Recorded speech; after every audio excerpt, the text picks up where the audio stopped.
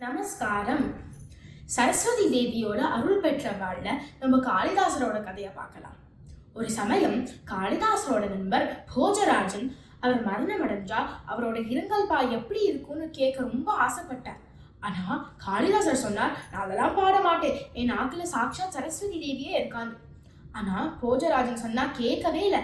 அதனால ஒரு நாளைக்கு போஜராஜன் மாறு வேஷம் போட்டு காளிதாசர்கிட்ட போய் சொன்னார், உன்னோட நண்பர் போஜராஜன் மரணம் அடைஞ்சுதான்னு. உடனே துக்கத்துல காளிதாசர் இரங்கல் பாட ஆரம்பிச்சார் போஜராஜன் பத்தி. அந்த க்ஷணமே மாறுவேஷம் போட்டிருந்த போஜராஜன் மரணம் அடைஞ்சிட்டார். அப்பதான் காளிதாசருக்கு புரிஞ்சது என்னாச்சுன்னு.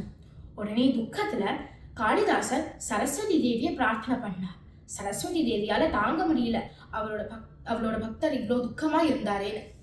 அதனால சரஸ்வதி தேவி 3.25 நாழிகைக்கு உயிர் தந்தா திருப்பி போஜராஜனுக்கு. போஜராஜன் அந்த 3.25 நாழிகையில சரஸ்வதி தேவிக்கு போஜ சம்பு அப்படின்னு ஒரு கிரந்தம் பாடினார். இந்த நவராத்திரி நேரத்துல சரஸ்வதி தேவிய ஞாபகம் வச்சுக்கிறது ரொம்ப முக்கியம்.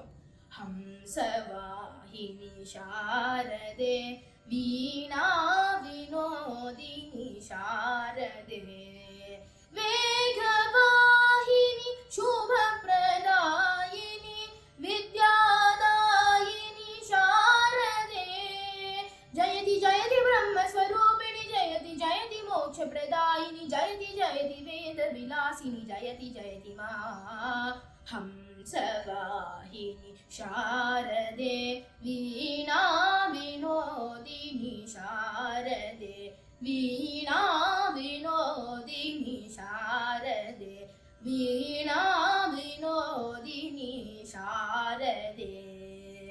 My name कथा